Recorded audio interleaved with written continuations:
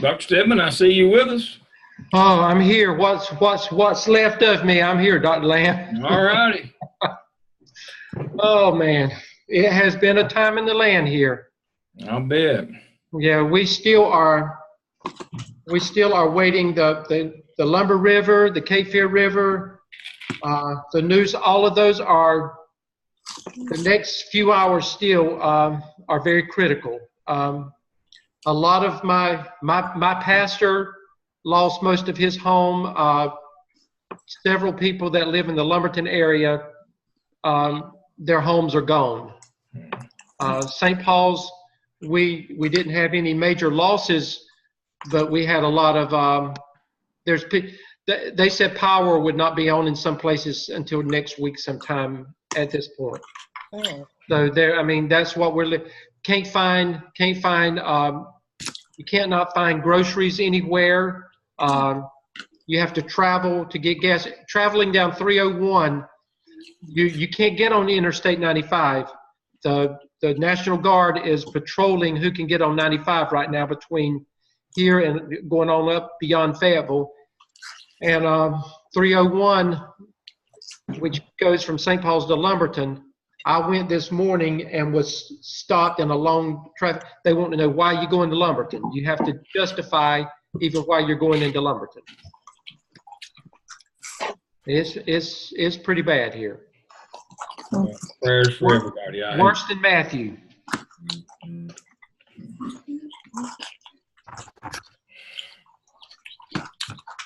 A lot of the people that had just gotten their homes fixed from 2 years ago, their homes were completely destroyed all over again.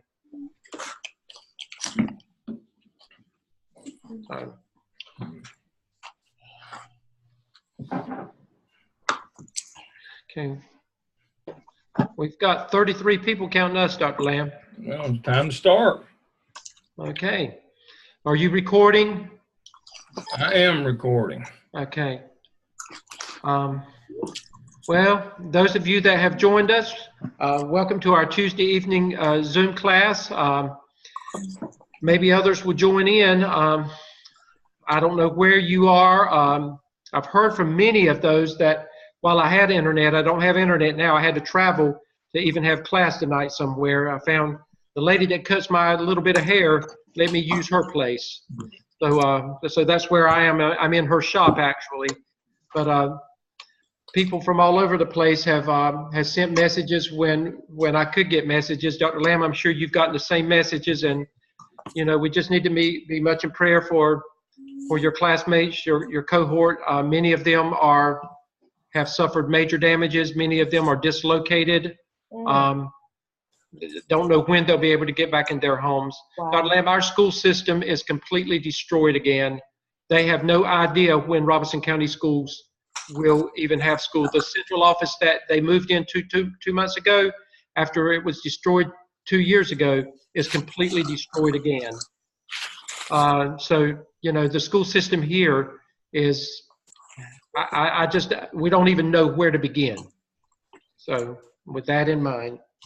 But I will say that in spite of the storm, many of you were able to maintain power. And Dr. Lamb, I think you and I both got a lot of work in over the last few days. And I will have to tell you, Dr. Lamb and I did communicate, and we, for the most part, have been very, very pleased with the work that has been coming in. It's like the old cliche, the light bulb came on. I think you figured it out. You know, after we sent things back the first time, and after we went over and over and over again, it's like as far as the what we expected, what we needed, the direction you were going in. I think most of you have figured that out, and you are moving in the right direction. I've been very pleased with the work I've been seeing, Dr. Lamb. I as well. Okay, I can barely hear you, Dr. Lamb. I said I'm pleased as well. Dr. Lamb, I think go ahead. I think we need to mention assignment due dates. Okay, go ahead. Just remind everybody that we pushed everything back a week. which means that what was due this past Sunday is due next. This past Sunday is due next Sunday, and and many of you are already ahead of the game, and so that means that even though it's been pushed back, you are pretty much on target with where it should be anyway. If we had not had the storm, so don't let it stop you from moving forward. Okay, Dr. Lamb, they said, can they mute everyone except you and me? Yeah. Okay. So,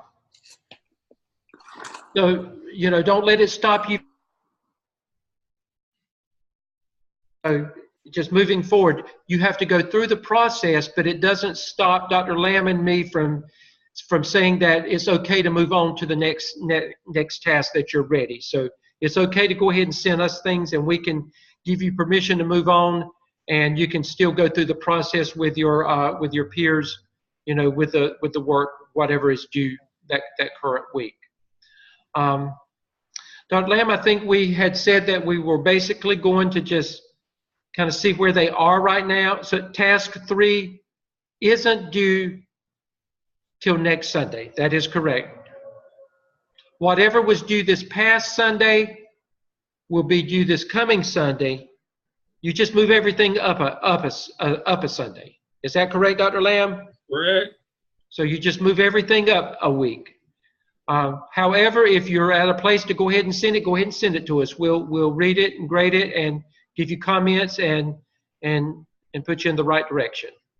So we basically wanted to go over, unless there's any questions about task 2, I feel pretty comfortable with where we are with task 2. I think the main thing is looking at task 3 and making sure that they're in the right direction with that, Dr. Lamb. I don't see a need to go back with task 2 unless you do. No. Let's move on to task 3. Okay. Now remember that in task 2 that you have now identified your problem. In task 2, you have looked at you've disaggregated the data. You have collaboratively talked about it, and there's a consensus now. So you know what direction that you're going in. So that brings us to task 3, and task 3 involves 2 prompts. Prompt 1, again, remember, you're going to create a bibliography and you're going to create an annotated bibliography. And let me remind you, remember Dr. Lamb stressed this several times. He said, do not let us see an annotated bibliography preceding your bibliography. It says, candidates will create an annotated bibliography that is featured in the narrative to evidence and illustrate resources for best practices in the identified need area. You've identified your need in task 2. Now, you're going to do research. What best practices are out there that will help you, that's relative to the need that you've identified? What does the research say? What the people that are the best people out there in those areas, what are they saying about your identified needs? So you're finding the best research that is out there, the best practices that are out there that's going to talk about your identified need. And then again, remember there's going to be a section that features online tools to support the teacher and the student as well. So Dr. Lamb, let's go ahead and talk to them about right now with the research section. I know what they're going to ask. They're going to ask how many references do we need to have, regular references, and then how many online references do we need to have. Let's go ahead and give them a minimum number on that. All right. Let's look at prompt 1 again. The annotated bibliography is featured in the narrative. Remember, this is a narrative. Don't start with the annotated bibliography. Start with the narrative that tells us what your literature review is going to consist of. I need to see at least 3 references in your introductory literature review that you have talked about best practices for your identified need. I need 3 references there prior to your annotated bibliography, which contains 6. And of those 6, at least 2 need to be online tools. 3, 6, 2. 3 references prior to the annotated bibliography that shows that you've reviewed the literature and what you're looking for. 6 annotated bibliographies, 2 of which have to be online. And when it says online tools, it can be you're talking about, programs, virtual programs. It could be virtual programs that you're looking at with that. Okay. And that's all there is to prompt number 1. You've just got to follow the directions with that. Now, once you've done that, prompt number 2, candidates will detail how the PLC created and used multiple graphic organizers and visuals such as charts, graphs, tables, timelines, etc. And it says you will embed them in the narrative to demonstrate how the PLC projects that the chosen best practice, what you did in task 1, you're going to visually demonstrate all of that along with narrative work in prompt 2, how all of that research, how you're going to make it work to help attack the problem that you've identified in task 2. And pretty much it's your plan of action based on the research. What is my plan of action? You're going to talk about it, and you're going to show. Notice again, it says multiple graphic organizers. So one thing's not enough. You've got to visually display several things, embed them in there for us to understand and to see how you're going to handle this. Dr. Lamb, let's look at what it takes to be accomplished in this area. Again, if you look at the top, it tells you the annotated bibliography and online tools demonstrates knowledge of best instructional practices associated with the identified needs. Again, follow APA, you do your research, you cite your references in there, and that area is taken care of. And then it tells you again, and the candidate has utilized data to specify needs and provides evidence that research-based strategies will be used to address the needs. You're going to talk about that in there. How are you going to do it? And the narrative features references to sources from the research and multiple graphic organizers to illustrate. You're going to show and help detail the PLC's projected impact on the identified need. Again, you're writing about it, you're talking about it, and then you're going to show us. And then finally, the candidate's evidence exceeds established expectations for a proficiency rating for this task. In other words, to get accomplished in that area, you do all that, but then it's left up to you to figure out what I can do to go the extra mile to show us that you have really gone over and beyond to provide an avenue for attacking and working with that identified need in task 2. Okay, Dr. Lamb? All right, so many times I am asked, give me an example of what it would take to exceed proficiency. So I'm going to do that. Let me check these questions right quick.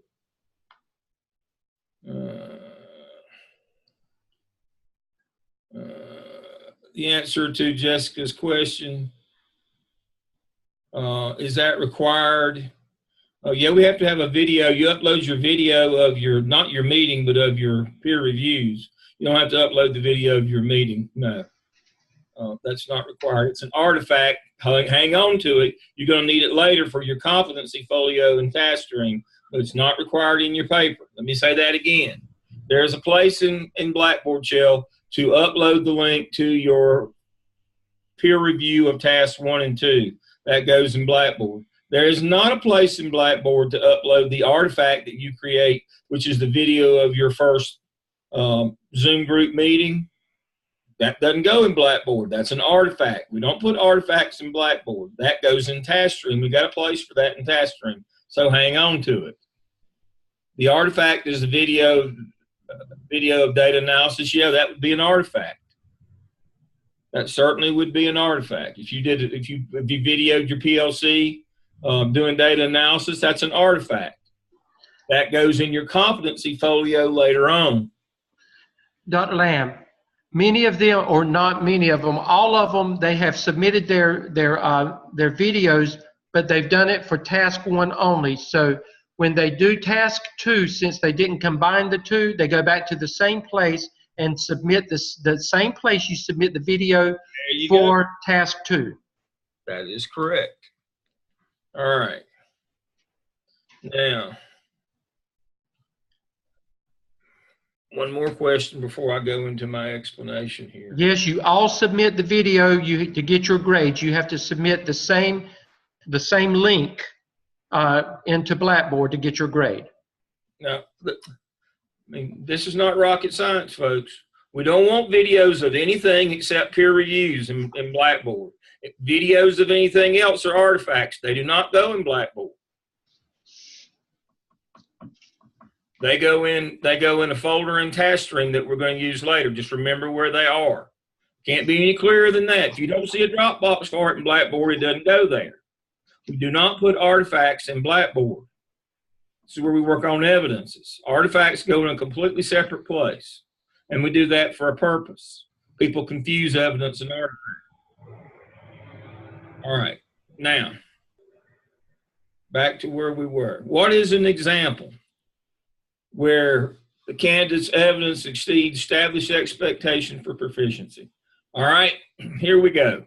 Let's say that your students are reading, their EOG reading score, end of grade reading scores in 3rd grade is 65. They're at 65% on grade level. You have determined that that's your most pressing need. You have found a program. Let's say that it is an online instructional tool, and you're going to implement that. And according to the data that came with that online instructional program, it says that it gets an average growth of 1 standard deviation. 1 standard deviation. When somebody asks you what you project that the outcome will be, or what the expectation, what the indicator of success would be, does anybody know what that score would be? If your scores are 65%, and you put in a program where you can expect 1 standard deviation to gain, what should your indicator of success be? How many points from 65 to where? How many points? Where would we expect to see our scores if this program worked at the end of the time that we ran this program? Anybody venture a guess here? Let's see what the guesses are. 70. Several said 70. There you go. One standard deviation is assumed to be 5 points, so it would be 70. See, you put it all together. That's what we're talking about. That's above proficiency. That's accomplished. You show us my scores are 65. You chart that out. This program gets 1 standard deviation. I expect my scores now to be 70. You chart that growth out on a little chart. That's what we're talking about. See, people might not understand all the math behind it and all the hard work that you did, but they understand that. Oh, we're going to try to move from 65 to 70. I got it. So you got to explain this to people who don't know what you folks are now getting into the realm where you have a whole lot more knowledge than your peers. You may have had this knowledge before, but you're getting to the point where you have more than them. But you've got to bring them along with you. You've got to be able to show them in a visual way where you are and where you're going. If you're at 65, you expect 1 standard deviation of growth by points. We should end up at 70. We're going from 65 to 70. We're not asking you to make 20-point gain here. We're at, this program realistically gets 1 standard deviation. We can expect 5 points if we do it right. And everybody says that's doable. So that's the thing is part of that transformational leader to inspire and motivate is it's got to be doable.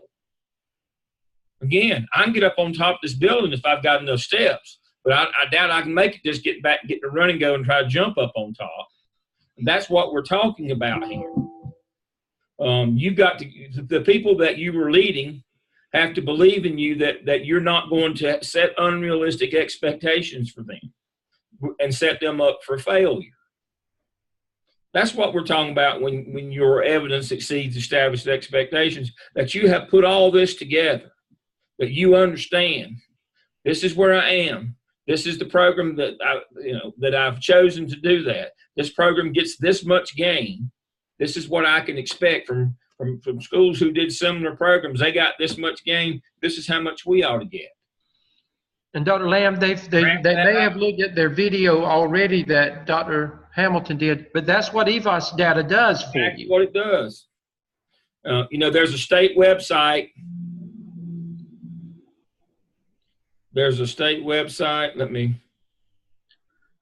And South Carolina has one too. Yes, they do. North and South Carolina Department of Public Instruction have EVOS websites if you don't understand it. But Dr. Hamilton, again, it's under our video library. Well, and they have that in their course syllabus as well. Right. Both of them are in there. Yeah. But if you go to our video library, you'll see, I'm on the wrong. No. The EVOS tutorial. There it is, right there. The EVOS tutorial is right there. So if you don't understand it, but we're talking about growing kids, moving them, but we can't get crazy about, we can get 100 points a game. No. And the people you work with know you can't get unreasonable gains either. So when we talk about what is above proficient, accomplished is when you have put that all together and you have the understanding as an emerging leader, how you can transmit this information to your audience where they understand it, accept it, and can buy into it, because you're looking for buy-in. Well, Dr. Lamb, they'll see too that with this 1 standard deviation, you're looking at systemic growth. And when you look at a 5-point growth span, those are reasonable expectations. Oh my Lord, that's very good. When you meet that growth 4 or 5 points, then next year you can set the same expectations. You can do that. But when you have like a 15-point gain in 1 year, then what are you going to do? Or when you try to do that, it's just hard to maintain things like that. You have to look at what is reasonable. What can people actually do, and what is systemic? What is something that you can keep on doing? Well, most 15-point gains are results of some sort of manipulation to begin with. Yeah, you're exactly right. And if they weren't, and they don't last. They don't last. They regress back to the mean.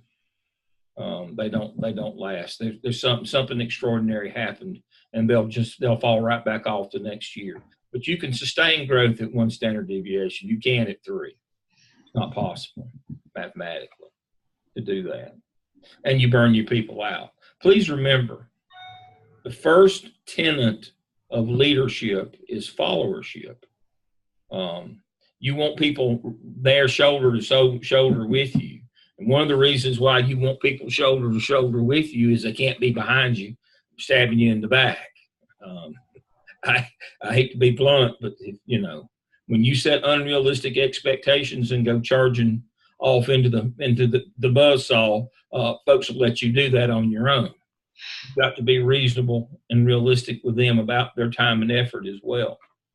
And so that's my example of what I would expect to see, that you're starting to make some connections with this stuff. You're starting to put it together. Not only just being people who understand data, but understand leadership at the same time. Of course, now we're going to give you a course in leadership, but that doesn't mean that you can't be learning it along the way. Your last courses is just in the pure discipline of leadership. But these are lessons learned, leadership lessons learned along the way as well. And leading a PLC, that's why we have you start with that. That's a good experience in leadership. All right. Dr. Lamb, let me remind them again, do not deviate from the template. The headings that we've given you, follow those headings exactly. Fill in the blanks with your information. Just remember that your references are going to be cumulative, but you must show them for each task that you submit to us, for your grade. In addition, if an appendices is applicable, and there you will always have at least an agenda of the meeting that you've had with your PLC. So that will be cumulative as well, but you must show it each time that you have to submit a new task to us. Remember, your reference section comes first, your appendices comes last. So please make sure that you remember that, and go back and remember the lessons learned in task 1. Remember the APA, we shouldn't have to be going back and telling you the same thing in task 2 and task 3 that we've already shown you how to do in task 1. All right. Let's see, Dr. Stedman, I think that's pretty much everything that I wanted to do. As a reminder, the scoring rubric that we were just working off of is under task and prompts. There is a tab, so you can go under AppSell and AppTel, task and prompts.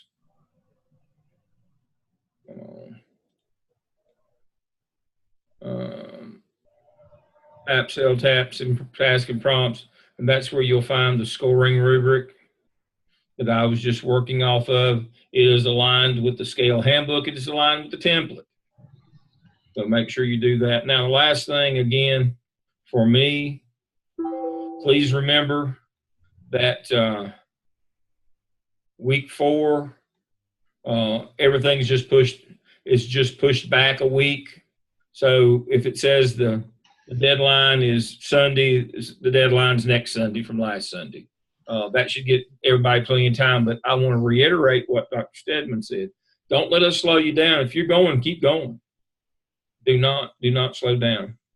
Dr. Lamb, for those that are joining us, that if you have not had a CC1 visit, to explain to them, Dr. Lamb, if you would, what you have told us that we might have to do at this point. Well, if your school is closed and you don't have power and you don't know when your school is going to return back to normal, you may just have to, until your school gets back in, you may just have to Zoom with your CC1, set up a time with you and your principal or your supervisor, just a few minutes where you can Zoom. We just need for your principal to say everything is good. And then we'll get somebody out to visit you later when you get back in school or things start going better at your school. But before we get too far along in this thing, we just need to make sure that your principal has seen the site supervisor or site mentor handbook of the activities that you're expected to do, and it's going to be okay on signing off on those at the end of the semester.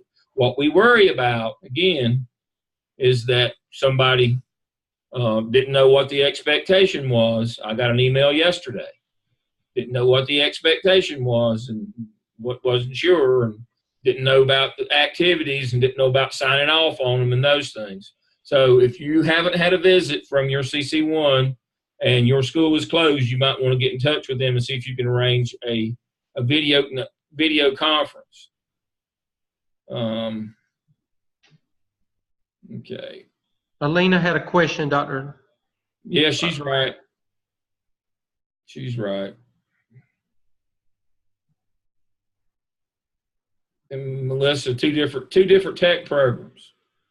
2 different programs, not 2 different sources on the same one. 2 different programs. There you go. All right. we have a new person with us tonight. Ryan Potts is with us tonight. Ryan's rejoining the program after having been out for a while. Dr. Stedman, we're going to need to integrate him into a group to work with him. He has done much of the app sell, but we probably need to get him some folks to work with him. Now, he's not in a Blackboard shell in terms of a class shell. He's only in my intern shell.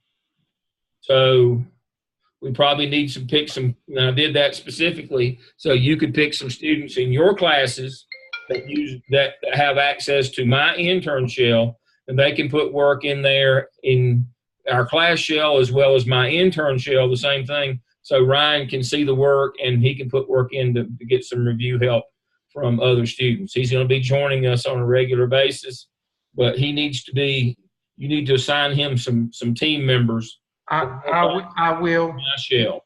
And Ryan's listening to me. Ryan, I am remotely doing Zoom this evening. We are without internet in my area. I'm having to travel to do it. It will be sometime tomorrow when I can get somewhere. But if you would, you've got my email address. Send me a way that I can communicate with you. Just email me and let me know how I can communicate with you. And you can get him. Again, he has access to my intern shell. And so it would be appropriate to sign in some students from yours because they have access. Okay. I'll take care of that. And then the last thing, and that's what led me to the last thing. If you look under my courses now, you will all have a second Blackboard shell. It'll either be my intern shell or Dr. Stedman's intern shell. And so that shell, we're going to use that to help Ryan, but also if you want to send one of us work directly that's not in the outside of the class shell, you can do that as well. If you feel like you need extra help, or if we feel like you need extra help, we'll assign you to work in that shell with one of us individually. Kind of saves time. It also gives us the opportunity, like I said, to work with other students who are with us at the same time. And so you have a clinical shell. It looks much like your 601 shell, except it doesn't have all that. It's just for work on your evidence artifacts on your individual tasks. So you can upload it in discussion board just like you do within your class shell, and it'll come directly to one of us, and we will get right back to you. Of course, we get back to you pretty quickly as it is. Dr. Stedman might be a little bit slow because of his access, but we keep up with these pretty much every day. I don't think anybody's gone more than a day without getting feedback. As of this afternoon, though, I have cleared everybody in the two classes, so I've tried to keep up with it in spite of the storm. So I had everybody clear this afternoon as well. Yeah. Dr. Lamb, the question was asked about Zoom on Thursday. No Zoom on Thursday. I think that's what I thought. I think no Zoom on Thursday. So at this point, you will look for the ID to join our Zoom session next Tuesday. Dr. Lamb and I did talk about the possibility of this Thursday, but next Thursday, possibility of a town hall for you to deal with some task stream things. But that's early. We'll get some information out about that if it happens, and we'll let you know. Yeah, task stream's not ready. The university was on lockdown, and then the university was closed for, 4 days? And then we were on lockdown. There was a shooting in the town here, and so we were on lockdown. We lost a day over that. We were closed down for 4 days. We had 2 weekends ago, we were down for 2 days. We had a storm that knocked the power out, and so we're about 6 or 7 days behind here at the university getting operations done. And so I talked with the task stream manager today. It will not be ready for us to go over it on Thursday. So we'll have to postpone that till next Thursday. He says he'll definitely have it done by then. But that was the first thing I asked him today. I said, I'm guessing that this is a no-go for Thursday. He said, you're exactly right. Dr. Lamb, Joy had a question. Joy Meekins had a question. Okay. What's Joy's question? I could not catch it. Let me see. I'll get back in here. There's Ryan's here. Okay. What if they're hitting on best fit technology? There's plenty of research on best fit technology. You just got to dig. That's a good question. Let me show you something. I'm glad you asked. I'm glad you asked. All right. Okay.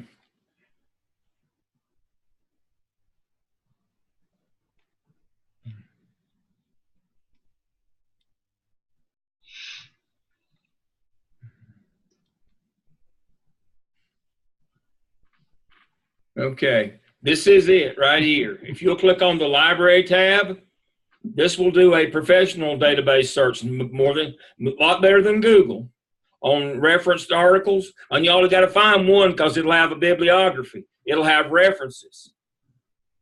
Bulldog One right here. This is like an ERIC search, if you know what ERIC is. So just click on the library tab in Blackboard. When you go to Blackboard, click on the library tab, use Bulldog One, and you'll be good to go.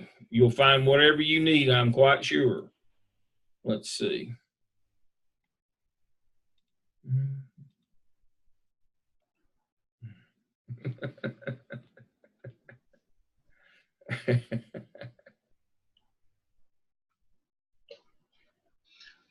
All right. Let's see what we get. This is working without a net. Joy, include as much as you can with what you can find. Best fit technology. Let's see what we find here.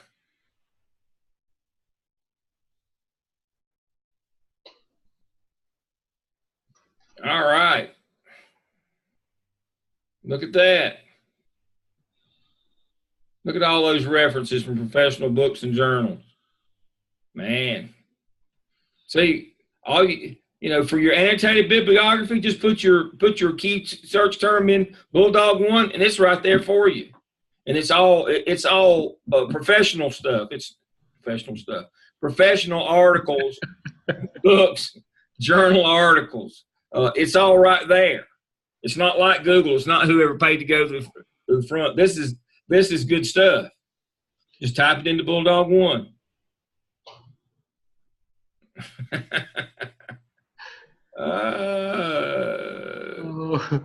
Les, that's the preacher coming out in you now. He felt it. He knew it was coming.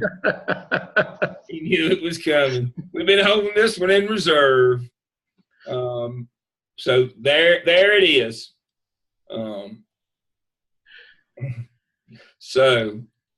For your annotated bibliography, just use Bulldog One. That's the shortcut. See, now I gave you a gift tonight. I could have let you struggle, but no, I gave you a gift. So there it is. All right. I think that's about it for me. Are articles from Google acceptable? Yeah, they are. As long as they're professional journals or professional books. It can't be,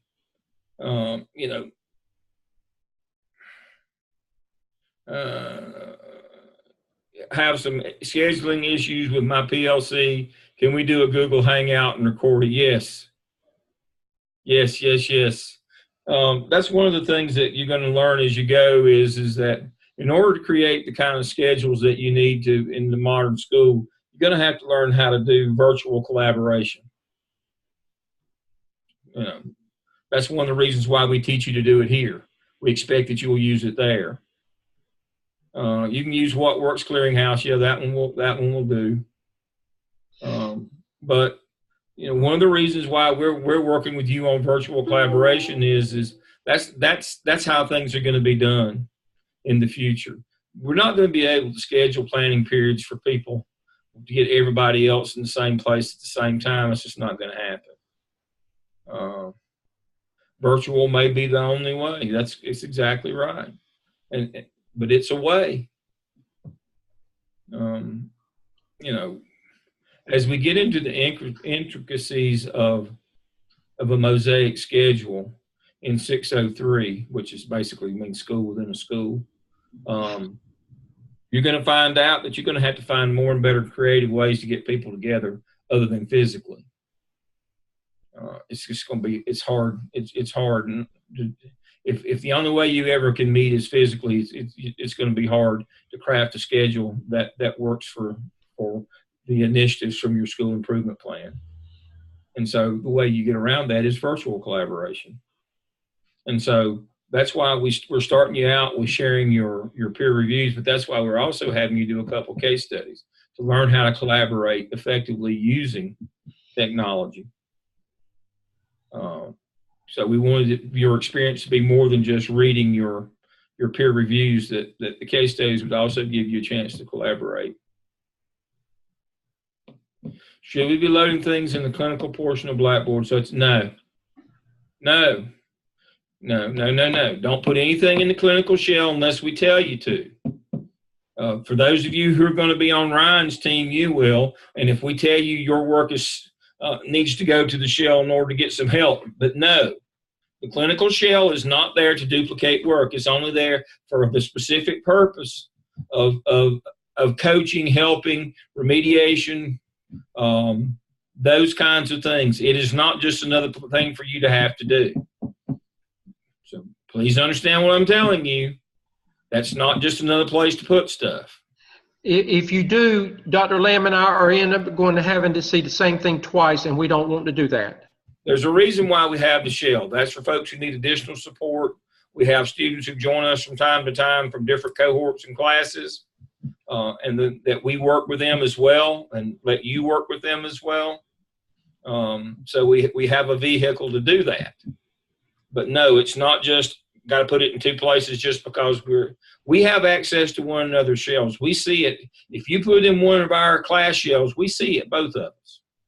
So you don't have to do that. That extra shell is for us to work with folks on the side who need extra help. And everybody needs extra help from time to time. And Alina, that question about the annotated bibliography, yes, it is a summary. You're looking, it's an annotation, it's a summary of the research. I would say a good paragraph, wouldn't you, Dr. Lamb? Yeah. Not that long. No. Not that long. And let's look right here.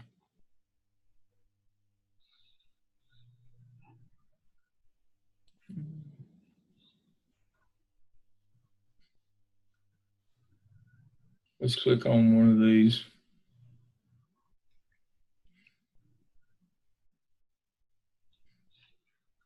Dr. Lamb, while you're looking at that, I just want to remind you too, as Dr. Lamb and I are giving comments in your work, again, this is a part of becoming an administrator. You're going to have some tough hits sometime, and we don't have time to sugarcoat it. We don't beat around the bush. We have to just tell it like it is sometime. So sometimes you can pick up when you might take it a little personally. You can't take these things personally. It's to make you better and to get it right. So, I'm going to ask you to shake it, get over that, and just move on and know that when we do this, it's in your best interest because we want the best out of you. And as you are going into administration, there's going to be some hard hits, Dr. Lamb, that they have to deal with. You've got to get some tough skin, when it comes to feedback, constructive feedback, and those kinds of things. Mm-hmm. But looking at this one, the abstract here, about that much. That's one paragraph. That's what we're looking for. And make sure you go back to Purdue OWL or Zotero or one of the APA and let it tell you what's supposed to be in an annotated bibliography.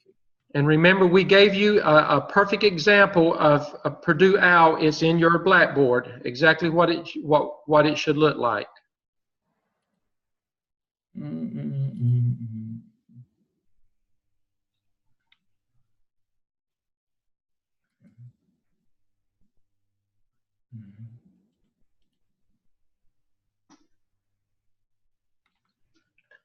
Graphs are embedded. That is correct, Joy.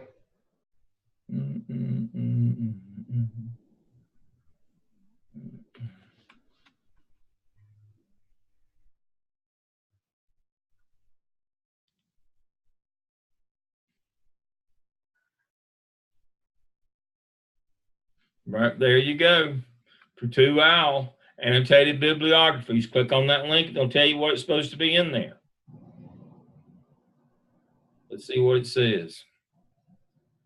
There you go. Scroll on down. Go right there to the left, Dr. Lamb. Come on up. Samples, examples, all kinds of good information in there. Mm-hmm. Mm-hmm.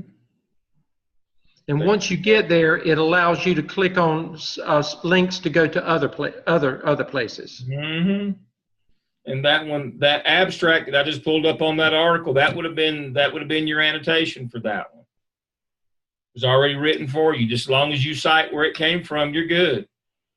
A lot of those professional references will have an abstract or a summary. That is the annotated bibliography. Don't reinvent the wheel. Yeah, well, okay. There you go. So this one shouldn't be that long. There's a lot of copy and paste on this one, just finding the right things. This one is just making sure you can use the technology. Let me check our emails and text to make sure.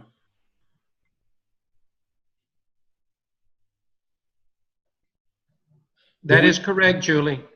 So the question is, do we have a Zoom team meeting for all tasks? No.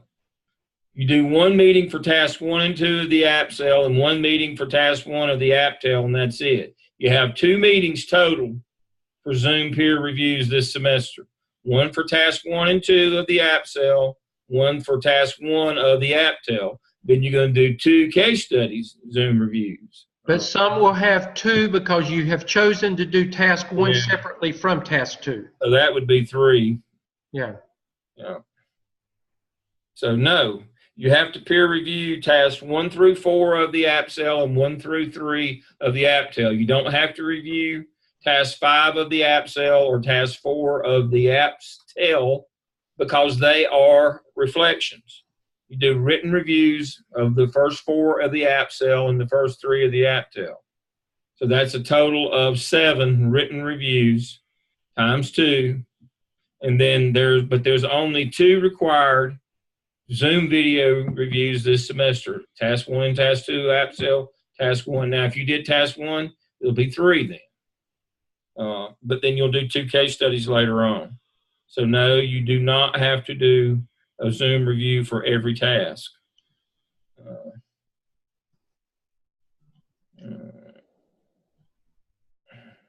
I will tell you, after you get through with task 3, most of you will find yourself within the next 2 weeks almost completing, if not completing, the APSL.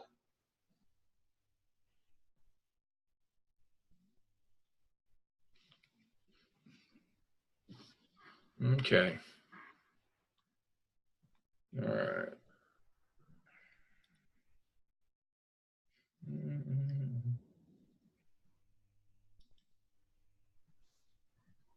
All right. Yes, good, good. Thank you. I'm done. Okay, and me too, Dr. Lamb. Again, keep up the good work. Keep up the pacing. Get it to us as you can, and we will get back to you as we can. Again, I am without internet service. I'm having to go places right now and take care of it, but I'm doing it. If for some reason I get to a place that I can't, I will communicate with Dr. Lamb, and Dr. Lamb will pick up where I leave off if I run into a problem. But you'll get feedback one way or the other from me or from him based on things. Okay? Dr. Lamb, that's it. Y'all have a good week. Prayers, safety for everybody. Let us know if you're having extraordinary circumstances we can help you with. Remember, we're pushed back a week, but we have built an extra weekend to schedule, so we're still on schedule. We'll be fine. But don't let us slow you down if you can go. call me, email me, let me know, and I'll get and me the same way. Dr. Lamb, I'm going to stay here. If you record it, send it to me, and I'll go ahead. I'm going to stay here until I get it out to them this afternoon. All right. I'll Okay? do it. All right. Everybody, Good night, everybody. Be safe. We'll see you next Tuesday. Okay.